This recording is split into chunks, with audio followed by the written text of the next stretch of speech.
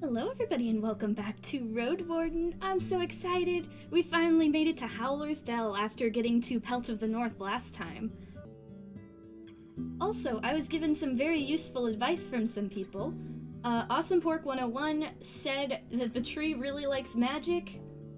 Give it the goods, except copper, it hates that and you'll be rewarded. But then the conversation below that started talking about blood and how they had to rest and they used so much health there, so I'm mildly scared of that tree, but we have to go back anyway, so we'll worry about magic when we get back to the tree.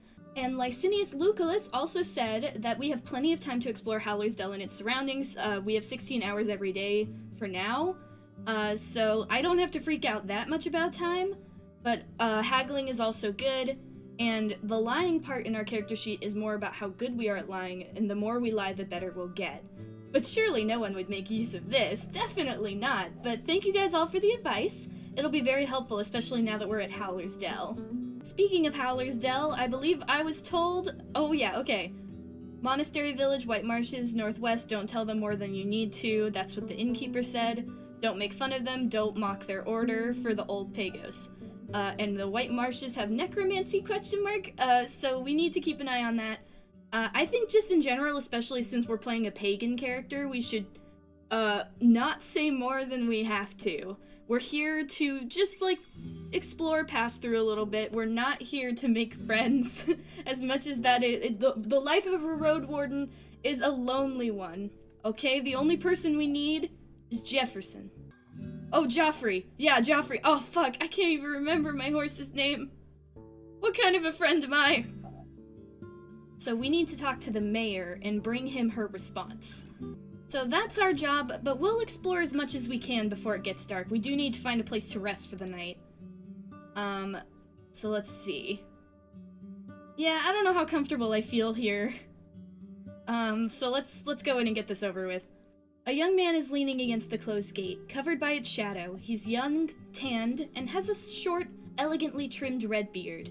Beneath the green gambeson, he wears an expensive tunic decorated with colorful trim. From his arm hangs a steel helmet, but the metal is so thin that it's mostly made of wool and leather. He moves into the light and takes on the posture of a disciplined soldier, not a mercenary. He's standing upright, with his chin up. There are two weapons on the ground, leaning on the wooden beams of the gate. An axe made of steel and a wooden club. He doesn't reach for either. You dismount smoothly, still having some vigor left. Joffrey holds its tail high. A narrow path leads north. Two field workers, one with a hoe and one with a pitchfork. They wave to you. You can't see their faces, but their clothes are simple. Gray pants and vests made from hemp and wool. I wave back, why not? I just said I'm not here to make friends, and I'm like, hi! They talk for a bit, looking towards you and pointing at your mount, then walk away, disappearing behind the wall's corner. The guard smiles, yet avoids your eyes, and has to clear his throat before he speaks. Welcome, traveler. If you're nay here to make trouble, Howler's Dell welcomes you. We have the whitest flower there is. When he bows, you realize it's a well-practiced performance. If it's new garments you're looking for, you can order everything you need right here, in all colors, shapes, and sizes. Capes, boots, vests, robes, or if you yourself the master of the needle, I assure you we have the fabric you're looking for. His act is over and he glances at your mount in a moment of silence. His eyes get wider as he observes it with a childlike fascination. This is Joffrey. It helps me patrol the roads. You can pet its side if you want, but no sudden movements. He follows your instructions. Even though your palfrey pays no attention to the man's careful touch, the guard grins widely. I'm Yabby, your new road warden. I want to see your mayor. City folk, eh? The mayor is busy, but I'll ask her. Give us a moment to let you in. He knocks at the gate, which is then pulled inwards by two other guards, a man and a woman, wearing their own gambesons, similarly green, but tailor-made to match their figures. The nearby buildings are simple houses made with wooden beams and covered with thatch, while the storehouse is even more modest, with the roof made of planks. The watchtower has a ladder made of ropes and sticks, no stairs. Just give me a moment! The guard strides away before he finishes the last word. The others close the gate behind you and observe your mount carefully. Your eyes run east, to a humming creek running through the center of the village. Ooh, they've got like a nice little creek. Okay. So they're very careful about letting people in, it seems, but there are bandits around here, so I can understand it. Calming sound, eh? That's Howler's Creek. The guard, like most of the locals, is taller than you. God damn it, I'm always so short. Wide but shallow. There's never been a flood in years. Pa told me there used to be nae bridges. Neighbours crossed it with their boots in their hands, and 'tis clean like a raindrop, but there are no many fish. We're the cleanest village in the north, her companion chuckles brightly. When the guard returns, he's still alone. She can nae come now. A friend of mine is in labor, aye? The mayor wants to be there when the child arrives, but I was asked to show you the village. I mean, I'm not... Someone's giving birth. I can wait. He approaches the watchtower. Tie your mount here. We'll keep the kids away. Most of the neighbors are getting ready to celebrate. Once you're done, he grabs the rope ladder. The view up from there is gorgeous. Think of my knife? I don't want to believe that this guy's gonna attack me. I let him pet Jeffrey. That should get... I have an in. He pet my horse. I climb up after him. Even though the ladder swings in all directions, the guard gets to the top quickly, like a monkey climbing up creepers. You, on the other hand, need to stop and wait for the ladder to calm itself. When you join the man on the wooden platform, you're a bit dizzy. He's leaning on the wooden parapet, observing the area with a smile. I look around. Whoa! See? There's nae place like Howler's Dell. The guard points in every direction, giving you no time to contemplate. For the next few minutes, he describes the fields and their crops, the flocks and the pastures, and the shepherds inspecting the fences, the ancient garden of trees and bushes, larger than the village itself, the sunlight dancing on the stream to its own tune. If you are to believe everything he describes, this place has access to everything in abundance. The sweetest honey, the most fragrant bread, the softest wool, and the beer, 'tis excellent. He sounds like a city merchant who's trying to sell an old house. I don't particularly like either of these responses. I don't think he's annoying. But I don't know if this town is as exciting or as, like, bountiful as I'm being told. It sounds like he was very well practiced in the bow, so maybe they're just trying to, like, be like, look how safe and great we are. We're awesome, right? Kind of like propaganda? I don't know. But I'm not staying long anyway. I'm only staying for as long as it takes to talk to the mayor. But I don't want to get mad at this kid. No wonder he's so proud. Why wouldn't he be? They've tamed this scrap of land and live in comfort. The islet in the middle connects both parts of the village. According to the man, the northern gate is hardly ever opened, as it leads nowhere now. Near the eastern gate, there's an ape ale inn where you can find the bed and victuals. And there's the stall where Akakios rewards our work, unless we annoy him with pointless talk. He lets out a chuckle. Hang on, I gotta write that down.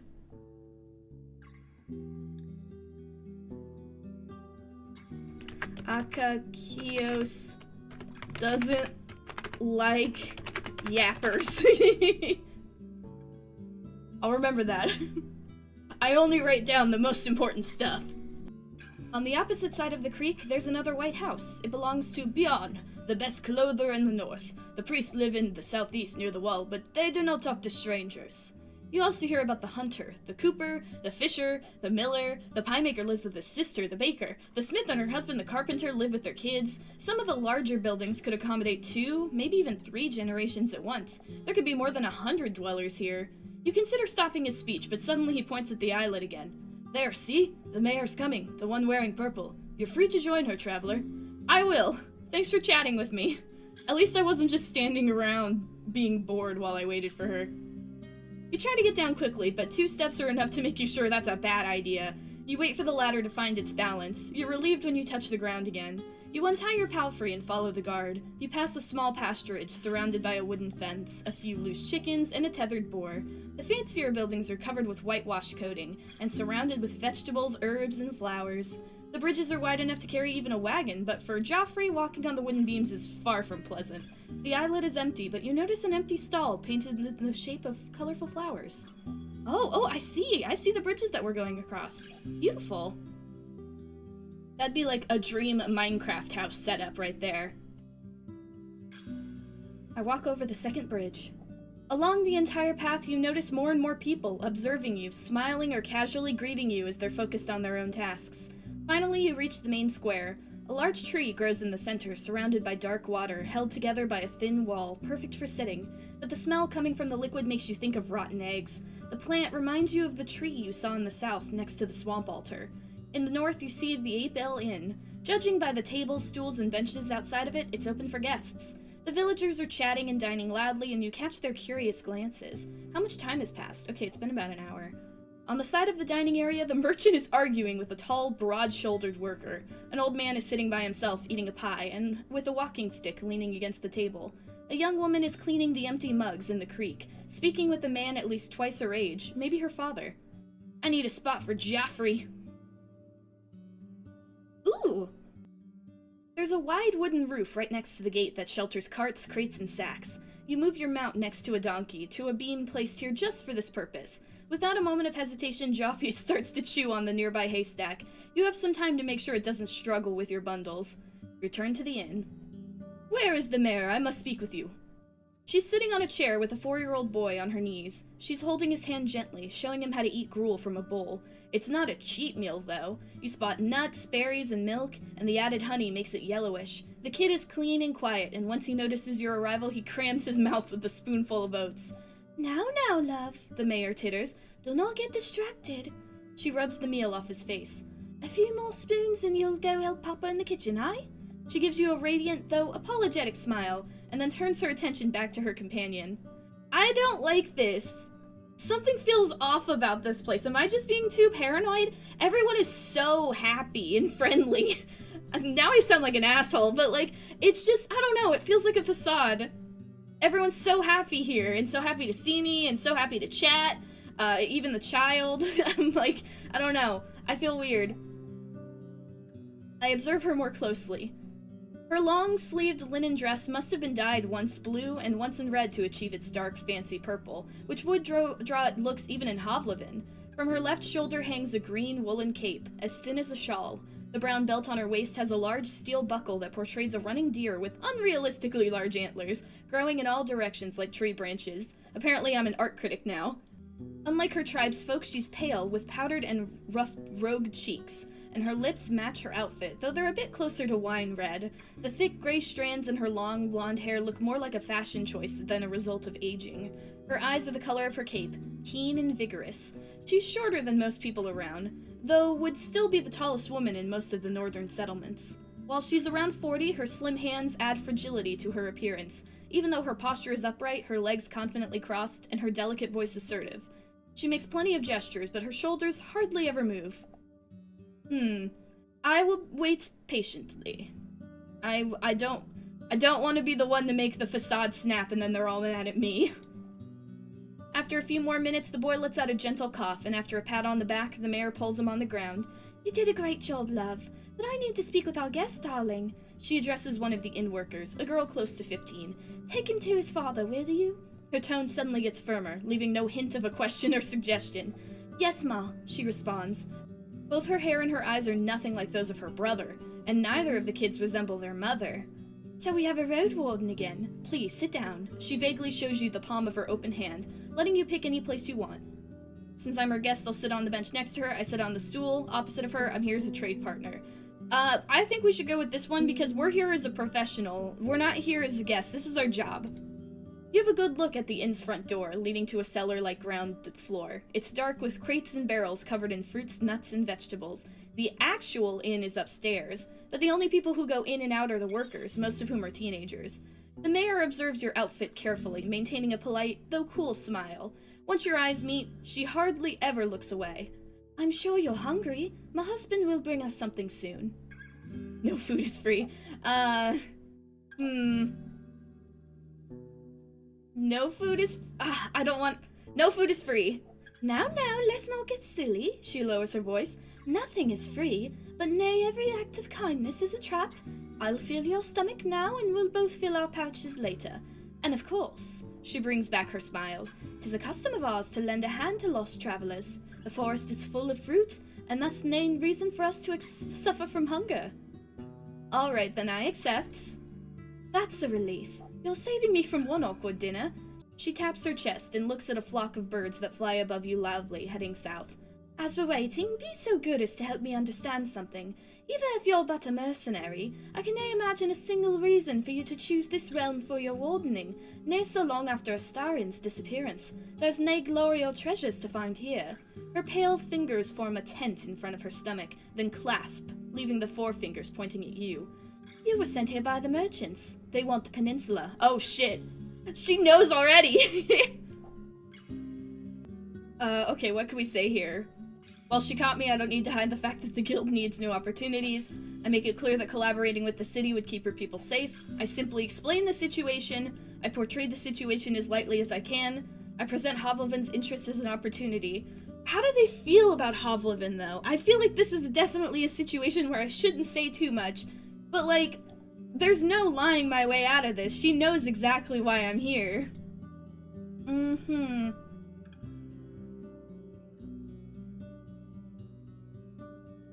Locals are following the teaching of a group of druids. Proud of their wealth and the goods they have to sell. Farmers and animal breeders. Group of druids. I'm just gonna explain the situation. Because it seems like she's taking this seriously too. She was very much, like, this is like the first thing we're talking about, is her being like, alright, sit down across from me, I'll bring you food. I know what you're here for, so I'm just gonna explain. You introduce yourself and confirm her suspicions.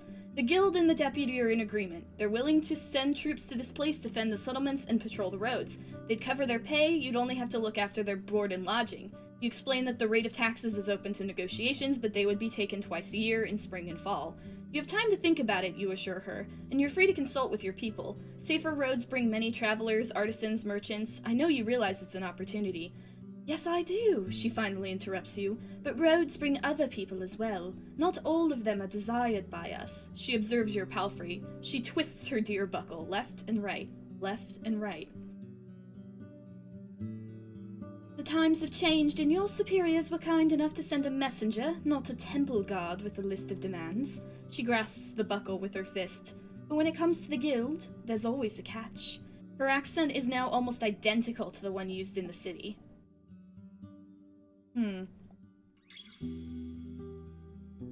What sort of catch? I'm telling you everything I know.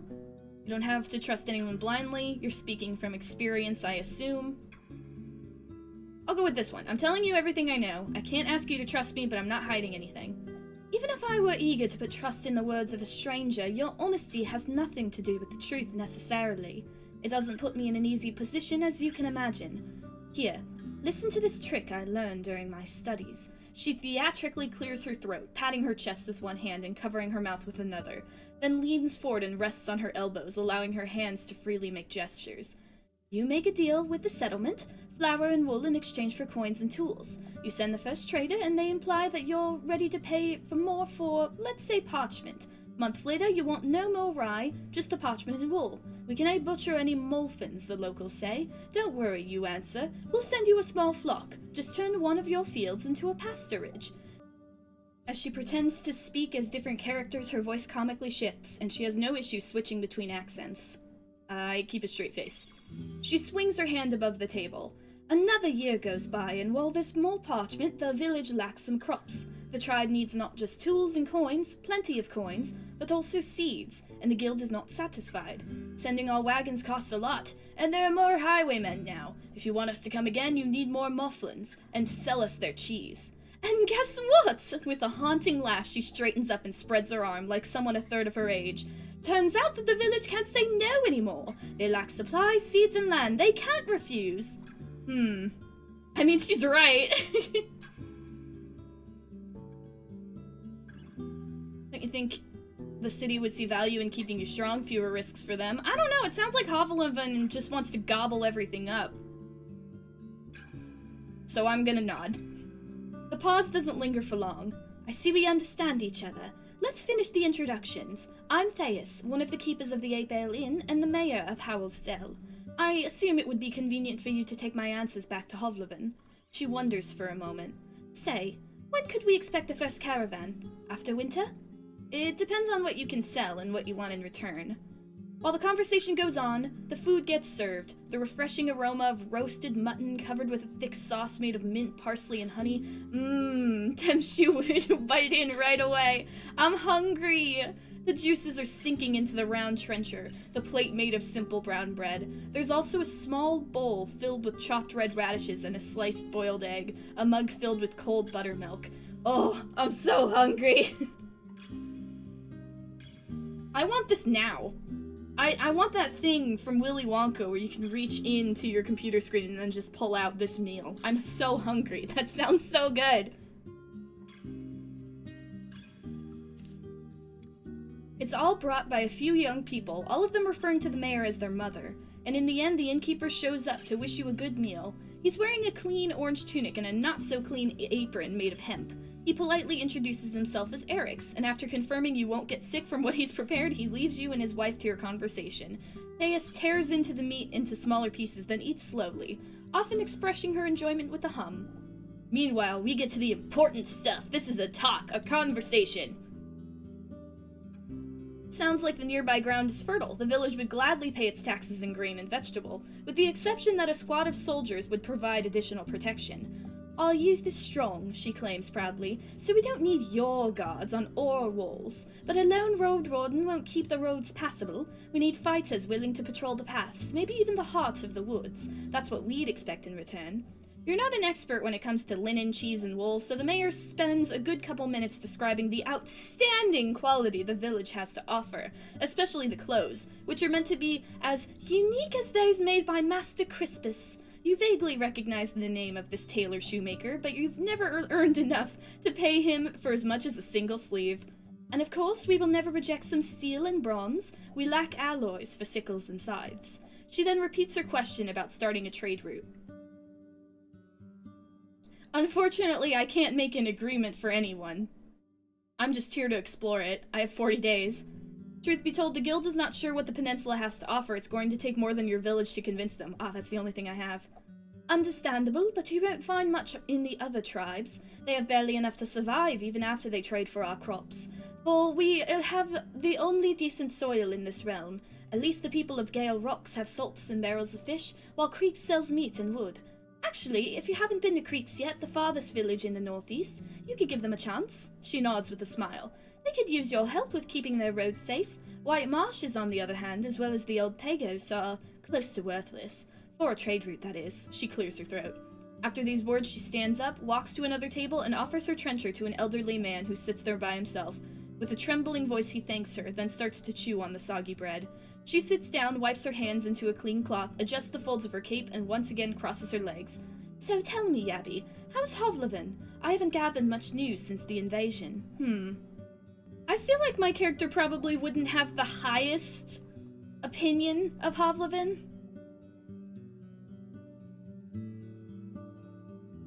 But I am a scholar, so I grew up enough. I was good and like wealthy enough to read.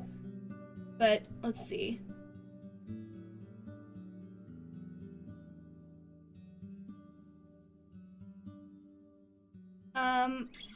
Sometimes better, sometimes worse. Not everyone has their own bed, but the new generation is ready to start their own fight, or it's far from great. Children who lost their parents during the war have no trade in hand, and there's not enough settlements to send them away.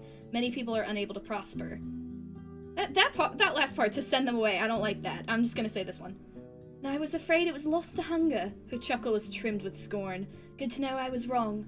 When the invasion started, some merchants were cheering in their houses, happy that they would sell out all the blades and food they had stored. Can you believe it? The panic will make us rich. She imitates the voice of a pompous man. That's why when the southerners reached the villages, they found almost nothing to eat. She sighs. Staying in a remote peninsula can truly be a blessing.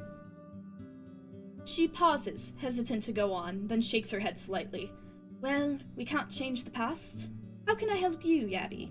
I have so many questions to ask you. How much time do I have? Oh, we still have time.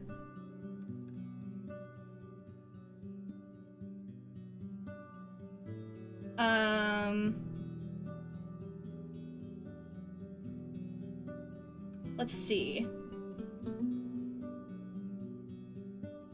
I'm looking for a Asterion. She stares you in the eyes, then turns towards Joffrey. Is your palfrey a mare? We have 2 jacks. Could use some mules. I'm looking for a Asterion. I heard you, but he's not welcome here. Her voice is harsh. And I don't know where he went. We haven't burned him or fought his awoken shell. Wherever he is, a long pause. It's not our problem. What are his wrongdoings? If you have to know, he failed and won't get a second chance. He was meant to escort Agidia, a daughter of mine, to her betrothed in Gale Rocks. She was a great archeress, and the road from there to the coast is not that dangerous. When they saw goblins on the road, Astarion ordered her to push through, right into their trap. She touches her deer-shaped buckle. They got jumped like a bunch of wealthy pilgrims. A Roadwarden worth their gruel should know better. He can fight with a blade, but my girl, she never had a chance. She sighs and looks at the gate. He disappeared soon after his pitiful attempt at apologizing to me, and we closed our doors behind him, for good. I'll let you know if he ever tries to return. Did you ever find your daughter? For a few breaths, her green eyes seek something in your face. Her words are careful, yet hesitant. She's with the Fogs now. The goblins were after food, so they carried her shell away. One day she's going to charge at our walls, awoken and empty. Even though she was a bit mawkish, her heart was strong and patient. She listened to people, was ready to help them and to cry with them. I could tell you stories, but what for? Let the dead rest. Any ideas where I can look for him? She adjusts her cape with an annoyed shrug. Try asking for him in the north. He spent most of his time between White Marshes, Gale Rocks, and creeks. Here, he wasn't that eager to share his plans. Alright, I'm not gonna pry. Thanks for your help. I wonder, back in Hovleven, did you spend any time in Backwood Corner? It used to be this dark, dirty alley with muggers working even in daylight. I stayed there with Octavia, the miller, in exchange for doing chores for her. She had the small wooden hut. You're asking me a lot of questions. I'll say that one. I don't know why, this one grabbed my attention. I like the name the Boarhead. You explain that while the place is still called the bad part of the city, the Boarhead makes good coin selling beer and ale to students, mercenaries, and adventurers. The whole land may turn you wild one day, you quote one of the local traders, but Backwood Corner will stay the same. She sighs in relief and puts her left hand on her hip. Comforting, don't you think? That there are these places, these dark corners, where you can always find what you expect. Living there, though? That sounds awful. Always has. She chuckles. I bet the thugs in my youth are no longer around, so I wouldn't count on them giving me a free pass. But I wish I could have one chance to drink a mug or two with the innkeeper once more. The old lady was too good to stay in that muck. Alright.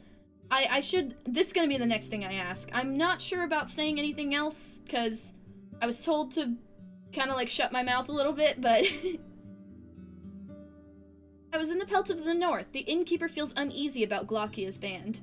When you mention the raids on the northern village, her eyes narrow. Are you sure? It's the first I've heard about it. Glaucia has been around since years back, but she's not much of a nuisance. I'm just a messenger. He's asking for you to join forces with him. Well, I can't give you my answer. I won't ask our hunters to endanger their lives in the pursuit of some gossip. I could ask around more. She sighs in exaggerated relief. What a splendid idea! There are only 3 villages in the north. The White Marshes farther north by the Reston Road, Gale Rocks by the northern coast, and creeks in the far east. Bring me news from those places, and you will get my answer. I'm gonna haggle. I'm gonna do it. You guys said to haggle. I'm paid for passing the message from here to Pelt of the North. Asking me to ride for you through half of the peninsula and back is a different deal entirely. She lets out a brief chuckle, but her eyes observe you carefully. And how much are you being paid, if I can ask? I don't know what to say. I don't know what to say. Okay. Oh yeah, she may be frivolous, but isn't stupid. According to him, she was born into wealth. 2 dragons. And I'll pay you another 2. Fair? Alright, that's not that bad. Fair. Tell me, how do people dress in the city these days? Is it similar to what we have here? Before the war, the merchants were wearing those really long dresses and robes. Way too long for my taste. They got mud stains after every rain, and I see no reason to keep shoes completely hidden. There's always a shortage of fabric. Most people wear tunics like the old days. There's not enough hemp at wool in hand, so people have started to wear furs again. Not sure, I don't pay much attention to fashion. I don't think I should say that. Apparently she's kind of frivolous. So, there's, let's say furs. Now, that's just sad. When I was there, only the monks wore them for some reason. I have no doubt that the vengeful beasts have thrown the roads into a nightmare. The city folk would be smarter putting on rags. Even though she sighs, there's a cruel satisfaction to her smile. So I see we're doing a game of 20 questions. I just figured it out. She's waiting for me to learn more about the raids to the north. How much more should I say? I don't know if I should ask this, though. What's your secret? But I'll ask about the tree. Maybe I should save. Yeah. I saw a weird tree south from here, the one with the altar standing in front of it. She straightens up and raises her chin. You mean Beholder, the guardian spirit of our wetlands. Every fall we bring it gifts. In return, it provides us with blessed fruit, the flesh of the forest. She stares into your eyes. It's older than the oldest books and the oldest thoughts. The druids help us honor its sleep and show us how to ask for help. Neither of these rituals, she scoffs, would be of use for you. Alright, rude. It's kind of rude, but I tried! I talked to the tree, he didn't listen to me. What about the ruined village? Should I say I was in there? I don't know if I should say I was in there. This is the last question I'll ask for now. This lady I'm a little uncomfortable around her. She's frivolous but not stupid, and I'm worried if I say anything about, like, what's your secret, or, like, I was in the ruined village that I was told was a bad place to go to, that I'm gonna get in trouble. Have you heard of the necromancers in the north? She taps her fingers on the table. Yes, I have. After you ask her to tell you more, she seems to regain her confidence. You mean the White Marshes, for sure. I don't know all that much about what's happening there. We avoid their lands if we can. She frowns. I shouldn't gossip about it with strangers. We can talk about it on another occasion. Alright. Tell me about Howler's Dell. That's actually the last thing I'll ask. It is what it seems like. The greatest village in the far north. She raises her hand and makes an inviting gesture. Though I hope to still improve this and that. She winks at you, but is suddenly interrupted by the pained cry of a little boy who hurt his knee during a fall.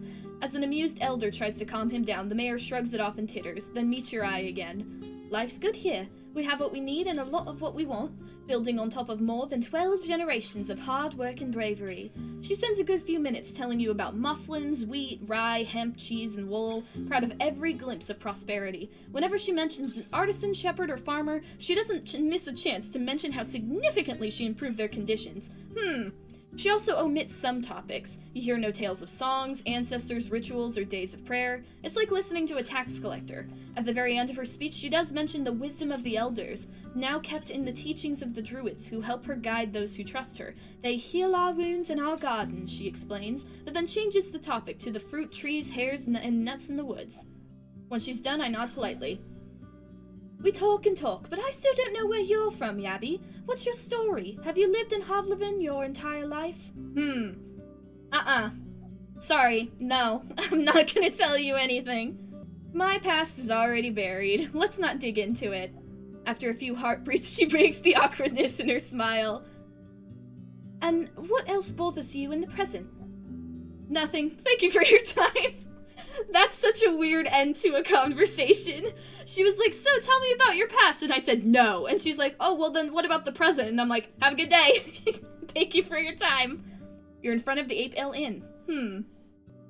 Oh, I can talk to the trader. Let me check my notes again. Doesn't like yappers. Okay, so, let's see. How much time do I have? I'll explore a little bit. I don't know if I want to approach the innkeeper. That's her husband, right? I might as well, I guess. Let's see. Okay, rumors, use a room. I might need a room, but I don't think I need one right now. I want to explore the city a little bit. Even though the counter stands outdoors, it's not rotten or dirty, and you guessed that like other furniture, it's brought inside every night. Eric's approaches you with a smile and leans on the surface with his fists. He's portly and even taller than his neighbors. He's got freckles, short gray hair, and an elegant beard. His long, woolen orange tunic has a decorative cut right under the neck, and loose braids at the edges. How can I help you, traveler? His accent is heavy, nothing like his wife's. He stomps with a heavy boot and looks around, as if he's just waiting to get back to his other tasks. His fingers are still dirty from weeding the garden. Any rumors to share? Rumors? Not really. I have my own things to worry about. Neighbors keep their own company. Better for everyone to seek help from my wife and the other forest speakers. Nay and a mug of ale. No rumors, but maybe you've heard about someone who may need my help? You say that as if we expect travelers to get here any day now. I'll ask around. Come tomorrow, alright? Any interesting guests recently? I dinna know. He scratches his beard. There was one vagabond, but he was nae here for long. And didna do much. A timid fellow, talks loudly but is afraid of everything, especially the gods. His face is touched by flames, has a big ballista. He says this word with a strange accent, smirking, and a large bird as his beast of burden. I do not know what to say. He shrugs. He went south and is most likely gone. Alright, thanks. What about the trader? What are you doing? The man behind the counter is inspecting a sack of white flour, mumbling to himself and occasionally cursing. The other locals walk away, giving you space to talk trade in peace. Weevils. He points at a little dark blue insect that's trying to flee. Shit me fire, 'twas ground a few days ago. Nae pies for us tomorrow, looks like. He puts the sack on the ground. I'll take care of it later. A Roadwarden, aye? Ever the mayor cared enough to see you, and kids are lining up to look at your horse. Strangers are like ghosts to them now. He's wearing a simple brown robe with no hood, a rope instead of a belt, and a modest trim made of green thread. It barely reaches below his knees, revealing his sandals and crude pants made from linen. At the same time, it's way too large for him and hangs from him like a bag. He looks like a poor vendor from Hovlevin. He stands sideways to you with his legs crossed, leaning on the counter with one hand and keeping the other one on his hip. He's around 40, short and a bit greasy, with a humble beard and hair. His fingers are unusually long. I think we should go for distance again. I don't want to be too friendly because he doesn't like yappers. So let's see. I'm looking for a trader. You will not find much of a marketplace here, but you're at the right spot. Everyone brings here what they have in abundance, and I either sell it to travelers or divide it among the workers, builders, artisan. These things here are ne mine. He runs his eyes over the crates and barrels. And I will nae call myself a trader. I'm just Akikios. But I can show you our wares if you want. He smiles gently and looks towards your pouch. Our shelves are getting covered in dust. We could use some dragon rings or treasures. My neighbors will look at you with a kind eye if you bring them new. How do you say? Commerce-y? Commerce? He nods. Right, something like that. Do you need any help? I could use a job. What can you tell me about Asterion? I bring goods to sell. Do they want any of my goods? He gestures for you to gather your things. This junk does nae interest me. We're looking for what we can make by what we can now make by ourselves, like iron or enchanted items. Next time, maybe? Alright. What can you tell me about Asterion? That ever thought he was here more than once? He did not leave much behind, smelly order. He looks around, then spits on the ground. At least he bought a blade from me. Do you remember what blade it was? Sure, 'twas a special one. A sickle sword with a tip wider than 'twas at the grip. Long from the fingertips to shoulder. Nae a sword, nae a knife. Simple-edged. Bought his own steel to melt for it. What's it good for, fencing? More cutting bushes, creepers, roots. It will nae fell a tree, but 'tis a fine tool. He nods to a passerby, but his smile disappears as quickly as it had shown up. Pathfinders use it. My pa used to have one as well. He chopped nuts with it. Nuts and mufflins. So he took it to the wilderness. He shrugs. Pretty much anywhere. There are hills from here to the coast and bogs in the north and in the heart of the woods. Can I help you with it? Alright, well, so he has that sickle sword. If I find his body, at least I can take that, right? Do you have anything I can use for a traveler? 'Tis hard to say, aye? What do travelers need? He clears his throat and turns away to have a look at his store. While some of the chests and barrels are empty, they carry an assortment of odds and ends. Tools made from wood and stone, pots, mugs, seeds, vegetables, fabric. It takes him a few minutes to look through the wares. He puts 3 packages on the countertop, and as he unwraps the first one, you recognize what it is by shape alone. Tell me this is not a beauty. He chuckles and lets you hold the shiny battle axe. The haft is long, but the head is light. I know what you're thinking. Your eyes say everything. He praises the weapon loudly, but you barely listen to him. You see your reflection in the unused blade, as sharp as they get. You're not a smith, but you see not a spot of rust. When you take a swing, it takes hardly any effort. The leather straps holding the pieces together are just a decoration, and the handle is as smooth as glass and perfectly fits into your hand. The man chuckles. You like it, aye? Now I doubt you can afford it, but do not worry. That's not all I have. Aww, I look at the rest of his stuff. His long fingers tap against the parchment windows of a lantern. Its frame is cheap, made of oak. 'Tis glued and 'tis quiet, he says while shaking it in the air. Nae as fancy as the iron ones with oil, but you can carry it in caves without lurching all the corpse eaters and goblins. Perfect for a traveler. Just take a look. Inside the lantern, you find a place for a candle. Not a great match for people living in wooden houses. Hide and glue are nae easy to make, but I will nae ask for more than 4 rings. How much do I have on me? I have 5. I don't know if I want to spend all my money on a lantern. His last sack is as wide as a saddle and 3 hands tall. It contains a whole bunch of undyed linen sheets. We usually keep them for traders, but we could use a few dragon rings, and who knows if there's ever going to be a next caravan. He gives you a long look. Interested? Depends on what you want for it. Let's see. Wooden lantern, new battle axe, linen fabric. I cannot afford the fabric. Primitive but convenient. Do I have a lantern on me? Chemical ingredients, travel set.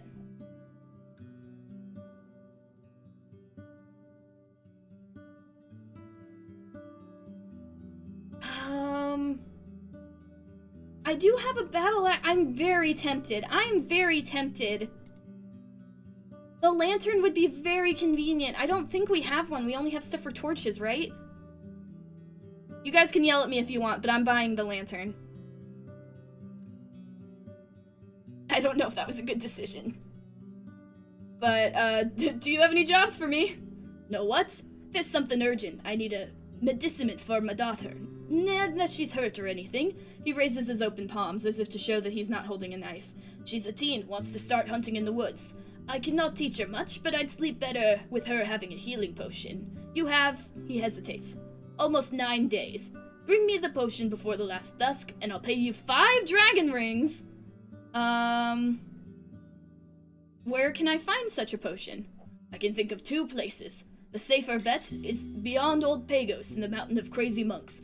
Crazy and boring, more boring than a mufflin, but they often brew with Numa. You can also head south, east of the crossroads behind Pelt of the North. I've nae been there myself, but you'll find dolmen there, as old as the city. And this, he reaches for his clinking pouch and pulls out a massive iron key, is meant to open some secret passage there. A strong elixir would be worth more than 5 coins. Well now, 'tis all I can pay. He spreads his arm out. I do nae sculp you stupid. The dragons I get here belong to the village. 5 is fair pay, and I'll mention to all the neighbors how helpful you are. He takes a deep breath and adjusts his robe, still sweating. How do you know about that secret? From a merchant. She's from south of Hag Hills. I was meant to pass the key to her friend, but he never showed up. Okay. And you've just been keeping this key at your side ever since? I kept it with my trinkets and coins, that's all. We're planning to go there for years, but 'tis one of the things that you talk about. Nay, do it. His brief laughter turns into a cough. Alright, I'll look into it. Good, he smiles. Anything else? Alright, so we need to get that potion. We have 9 days. We are getting a lot of quests for the White Marshes, aren't we? Alright, nothing for now. We're in front of the 8 Bell Inn. I leave the square. Let's see. Alright, none of our quests have anything for us to do here, but I will talk to the local priests. Well, didn't they say the local priests won't talk to me? I guess I could still look over and see what they're up to. And I'll go to the tailor. Or was it the tailor who doesn't talk to anyone? I don't know, let's see. We follow the guard's directions and reach the whitewashed building standing on the western bank, next to a small garden of flowers and herbs. It's well kept and clean, with a plain, beaten front yard, in parts covered with sand. Through the open windows, you catch the glimpse of the furniture, made of smooth, almost shiny wood with hints of dark cherry-like red, decorated with carvings of plants. A woman in her 40s is sitting on a wooden bench. The table is covered with fabrics, threads, and needles made of bone and iron. She's sewing a long sleeve to what's going to become a blue tunic. Her movements are quick and confident. Her brown, wavy, shoulder-length hair is tied into a wreath-like braid, but other than that, her clothes are simple and inconspicuous. She doesn't have a left leg, but you don't notice any cane. You observe her for a few moments until, without sparing you as much of a glance, she encourages you to speak with a grunt. My gambeson needs some work. I think we're doing pretty good right now, and I don't have the money anyway. I'm looking for a tailor. You found one. Her voice is low, and she doesn't stop her work. Name's Bion. Interested in new clothes? Could you answer a couple questions? The boredom in her voice is palpable. I'm nae a bard. Alright, well, how much would it be to fix my gambeson? Might as well check. Take it off and point to a few abrasion. The woman follows your finger patiently. I take from 2 to 5 dragon rings for fixing jackets, but you will not get anything more from this one. To get it truly strong for longer, I need it to be made of better materials, like spider silk. Oh, tell me more about the spider silk. 'Tis a silk made by spiders. You're very funny. I meet her eyes. She's the first one to break the silence. The large one. They use it to spin webs. It's stronger than thread, but my neighbors do not walk to the woods anymore. 'Tis getting harder and harder to get any silk. Alright, let me think about it. Let's see. Your jacket is already as good as it can get. In 2 hours, parts of this thread will be replaced by spider silk. 20? Find your own silk to get a better price. Okay. 15 minutes, your clothes will be patched and tidy. Alright, we don't have the money anyway. What about a new set of clothes? She stops work and looks at you briefly. Aye, I can tell. You don't even hear a hint of mockery. But that's a lot of work, and I do not take my work lightly. If I were to give you anything, people would see it, and I'll nae let you show them some rags.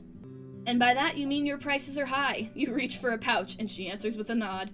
It'll take me a day or so to finish, and a fine fabric. Your city clothes are... She frowns. Just fine for the wilderness, I guess. What I'll give you is for the time with lamb meat and mead. Nay, pathfinding. The longer the outfit you want, the higher the price. Though I'll consider the things people say about you as well. Alright?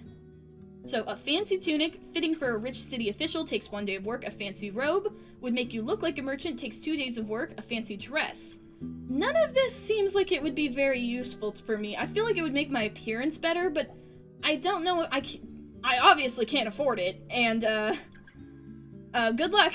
But, okay, so we learned a little bit.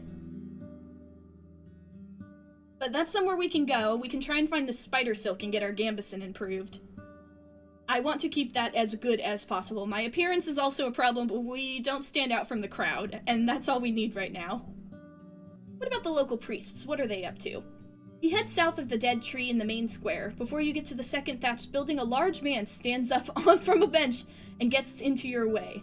He's close to 50, taller than most people you've seen in your life. Everyone here is so tall. Broad-shouldered, his hair and short beard are brown, matching his elegant woolen robe. A thick club is attached to his right wrist with a leather strap. He left his sandals by his sitting spot. Many want to speak with our guides and teachers, he speaks with a solemn, strong voice. But you are not welcome here. Turn back, stranger. Can I know why? You can. He swings his polished, heavy weapon. You're from the outside, and cannot be trusted. The boors and slaves of the United Church would crush us if they had the chance. Before we allow you to spy on us, we need to be sure 'tis worth it. Are you sure that no soul here needs my assistance? His harsh look softens. We can handle ourselves. If that changes, Elpis will summon you. Alright, so be it. I'm not gonna push. You're wandering through the village. A young man is reprimanding a little girl who dropped and shattered a clay bowl. 2 red-haired twins are weeding a flower garden. The druids won't agree to see me. Well, that's understandable. I am a stranger, and I'm the Roadwarden. They don't know anything about me, and I'm technically here for Hovlevin. I think we have 5 hours before dusk. I think we should keep traveling, shouldn't we? Better safe than sorry. I don't think we go back. We're already... I don't know if we go back right now. I think we should we keep moving forward, or should we go back? Or should we go to the White Marshes? I'm just worried that if I go there and my response to him is that she needs more information, I'm not gonna get my money. And also, I want to explore a little more. I want to keep going, so I think we're gonna keep traveling. But let me just very quick double check. I want to make sure I know which way we're going, because I'm trying to find Asterion. I feel like, okay, yeah, okay. I'll receive his abandoned belongings, which includes that really cool sword. The innkeeper gave him 50 dragons. Asterion was last seen at the White Marshes in a village to the northwest. So should we keep going north? We could go this way or this way. Or we could go back down. I don't think I want to go back down. Let's go... Okay, wait, so we went north, west... Should we try going this way? Hang on. I don't want to go the wrong way. I think there's a bunch of cities over here anyway, so let's see.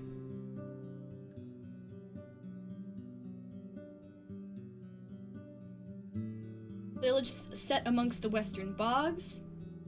There's the Old Pagos, a western village settled on barren soil. Locals exchange their stone for supplies. There's also Gale Rocks, Northern Shore, Creeks, village in the far north. So, I'm assuming that if we keep going north, it's Gale Rocks and the Creeks. We go this way, it'll be Old Pagos and maybe White Marshes, so let's try going this way. And hopefully I didn't just screw up already. Oh, the path gets greener and meanders between treacherous precipices.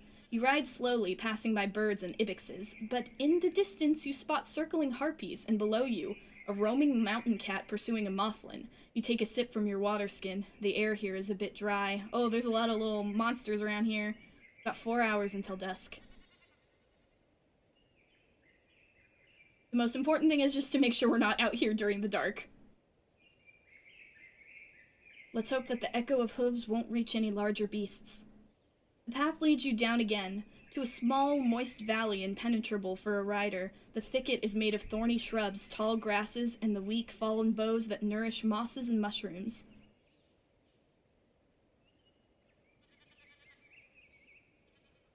You examine the remnants of the path covered with greenish puddles. Without the roots and with a fresh layer of pebbles, it may still be restored. You look behind you. The road is clear, no ambushes so far, but if you hope to clear this place, it'd be better to do it soon. It'll only get denser with the passage of days. I don't own any potion that could help me here. I could be done in about 2 hours or so. Not afraid of getting tired. I'll get this done in half the time. Do we want to risk that? If we get it done in 2 hours, we still have 2 hours before dusk. Quick save. And let's do it. Your muscles... Ooh! Oh no, I'm dirty! I'm dirty! It's getting late. Better look for a safe place to sleep. Okay, so we may need to backtrack. Your muscles not used to such tiring work grow tired quickly, so when you take a few short breaks avoiding the thorns and dirty water. When it comes to pushing aside the bows, you breathe heavily, but you need only enough space to let your palfrey get through. Maybe the animals will start to roam this place again, beating the path. Where are we now? Ooh. What time is it? 2 hours before dusk. You reached a convenient mountain pass with crags smoothed out by centuries of rain and wind. The sun warms up both the vegetation and the beaten road, and the only beasts you spot are loud rooks glancing at you from the rocks and branches. Clearing the rock slide would take hours of work in a large group of people, while forcing Jeffrey to climb up and down would break its legs. Let's not do that. Let's look around. You climb up the rocks, having plenty of spots to rest your hands. Most of them won't even move an inch. As you get closer to the small dead tree, you notice something odd among the stones. Pieces of old fabric completely covered with mold, most likely the remains of a tunic. Okay, so it's better to look for a safe place to sleep. Okay, so we can't do anything here. We would need to get help for it. How long? Okay, so a rock slide. Blocked by an earthquake, you're currently here. It would take an hour to get back to Howler's Dell. 3 hours to get back to the Pelt of the North. So... let's travel back to Howler's Dell.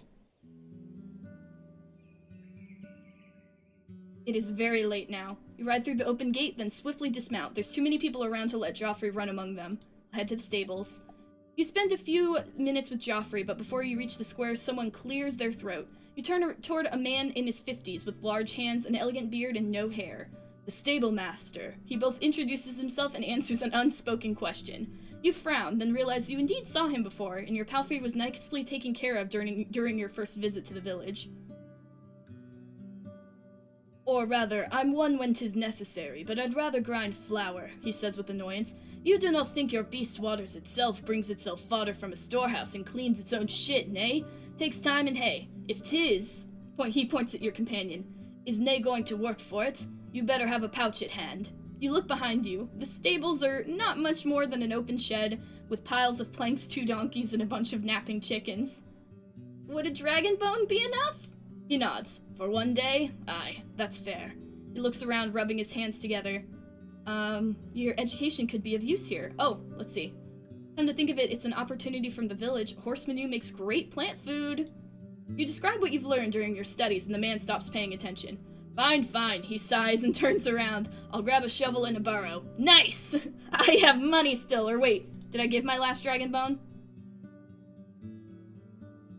No, I still have it! Yay! The power of shit! You're wandering through the village. A woman in a brown robe observes you from a distance and walks away when you make eye contact. A group of children covered in mud gathers by your mount. Okay, I've seen that one before. I'm very dirty. Can I go to the inn? Uh-oh. It's getting dark, and the inn is loud and crowded. The innkeeper lights up the rushlights, and workers drink, and the guards are preparing for the night watch. If it wasn't for the presence of a creek and the uncanny lack of beggars, this place would feel like Hovlevin's marketplace. One of the tables is occupied by a dozen or so kids. None of them look older than 12, and the youngest one, too dirty to resemble either a boy or a girl, is about 6. They're surrounded by their playthings, a mufflin on wheels, an elegant wooden sword, and a painted board covered with rocks, but they are bored and tired. Even though you only get a glimpse of them, the oldest girl notices your attention. She springs up to her feet and approaches you with a few skips. She's already pretty tall, dressed in worn, subdued tunic, so long that it looks like a sack. Yeah? Let's not encourage her. She puts her hands together and puts on a grimace of a playful misery. Master Roadwarden! Hearing such an antiquated salutation makes it difficult for you to hide your smirk.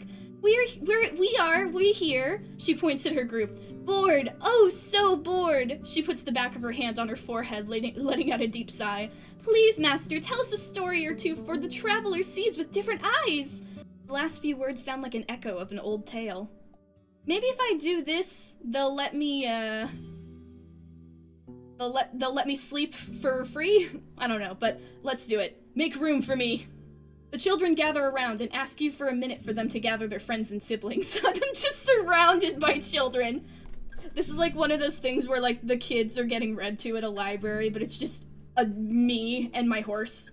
I'm assuming Joffrey's here too. He likes to be included. After a bit of chaos, there's 20 young souls sitting closely to one another, on benches, stools, and on the ground. The red-haired twins brought a blanket to lay down on. Aw, cutie pies.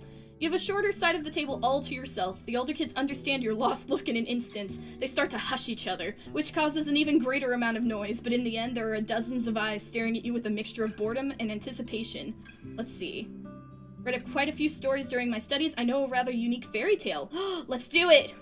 It's short and sweet, though at one point it gets a bit cruel. The youngest kid covers their eyes, which doesn't block their hearing in any way.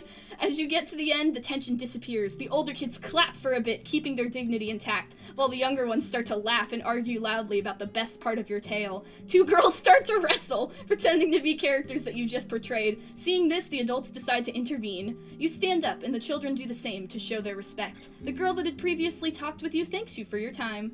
It was my pleasure. I return to my tasks. That was awesome. Alright, can I go to bed? I could use a room. Sure thing, he nods. My kids keep it cleaner than you'd find in the city. Just tell me when you're ready. Thanks. Sleep. Sleeping at the pelt of the inn. Oh no, it's 2! Oh, I've got to sleep on the pelt. At least I can't get any dirtier. There's a lot of noise outside, and you can sense a heavy, unpleasant smell coming from the cauldron. At least the fur is fluffy, and you can cover yourself with a blanket. I can't complain. I'm the one who bought a lantern. It's better than sleeping anywhere. It's better than sleeping outside. I didn't want to risk that. And we wouldn't have made it to the Pelt of the North in time anyway. Maybe I wasted time, but I'm glad we found that roadblock when we did, so we should probably keep heading north, because I don't think I can convince anyone to come with me to get rid of that rock slide. For now. We'll have to worry about it later. This is still only like day 2. I think we're doing really good still. So we will go to sleep on this nasty-ass pelt. Huh? Your first sleep ends, but your usual 1-hour break is instantly disrupted by noise. You stand up, walk to the window, and see the reason for the commotion. A group of workers is just outside the inn, drinking and laughing. The innkeeper is also among them. You could join them, but if you do so, you won't get a good sleep tonight, and after such a long day, you may end up exhausted. I just want to rest? I do have a good amount of vitality, but I don't know. Would they even want me to hang out? Let's do it. You lose track of time, surrounded by the smells of old ale and cold roast lamb. The excuse for having this celebration is the recent birth, the very same that was occurring when you arrived at the village. The young mother is exhausted and the first one to leave, but more than 10 people stay, poking at her partner with kind-hearted jokes. Use the next week the best you can, says one of them. Nay, sleep for you after that. You may be a stranger, but your presence is welcomed with joy. The small talk is just as engaging as you'd expect from people who have already slept for 3 to 4 hours today, but there's something pleasant about them sharing their parenthood stories and plans for the future. The humming of Howler's Creek and the lights in the dark make you feel as if you belong here, and that's a delightful illusion, especially in a group of strangers. At one point you're asked about your own journeys, though you prefer to keep most of them to yourself. One of the hunters encourages you strongly to travel to the creeks. They're a fun bunch, you see. They love to meet new people, but be ready to wake up with a spinning head. And yes, I'm one of the first people to go back to bed. I just wanted to hang out for a little while. Just passing by in the night. Oh, I'm very hungry. Vitality, you should take a break. Let's see. It's warm here, but the mufflin skin allows your back to rest a bit. You wake up a couple times during that night. The smell of the cooked stew fuels your hunger, and the staff returns to the room once every hour or so to stir the pot. You wake up early, but leave the building to check on Joffrey and give it water from the creek. The innkeeper is sitting near the door, from time to time carrying out another bowl with either stew or gruel. Theus is nowhere to be seen. Can I get some food? Did someone contact you about work for me? Oh! Very much so. Ask for Timo. She's usually at the creek, just outside the southern wall, doing laundry. She wants to find herself a husband. There's nae much in it for you, unless you'll be here for the marriage rites, but it will make her happier. Do you have any food rations I could buy? Ah!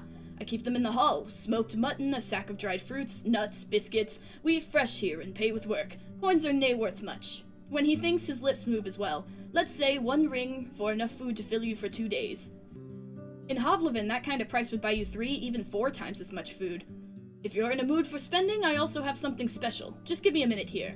He goes upstairs and returns with a small wooden box and a hand-long leather sheath. 'Tis a teeth set. You're afraid of what he's going to show you, but when he opens the box, you realize he meant teeth cleaning. See? He points at the 3 different compartments. Salt, cloves, and mint. You mix whatever you want here. The 4th holds only a small pestle made of polished stone. And here are the twigs you need, that last for months. Seeing you're not convinced, he takes a deep breath. Well, we do nae let outsiders bathe in our creek, but give me 2 dragons and I'll ask my kids to get you into shape. You'll get a tub with soap and rose oil and they'll wash your clothes in water. I'll cook you something nice, as much as you can eat. Show me these rations first. Food rations, teeth cleaning set. I don't have money for anything, dang it. Well, thanks. He's trying to smile through pursed lips. Is it because I'm dirty? I know. Maybe I should rest.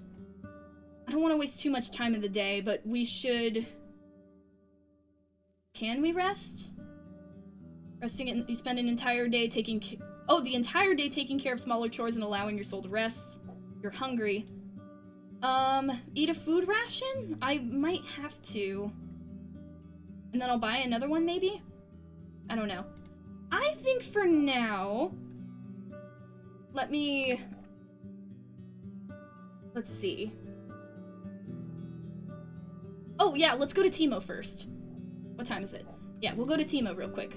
Before you reach the gate, you find 3 washwomen who are walking down the path, chatting loudly. The wet hair on their arms and legs shines, contrasting the mud on their feet. Some of them wear soaked shirts. All have their heads wrapped in kerchiefs. You know from the city how hard and sometimes dangerous their job can get.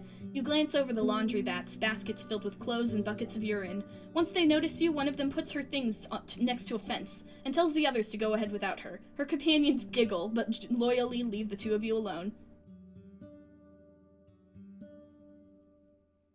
I was hoping to speak with a traveler, she starts and looks away. Whenever she speaks, she's both very direct and distracted, struggling to explain her plans.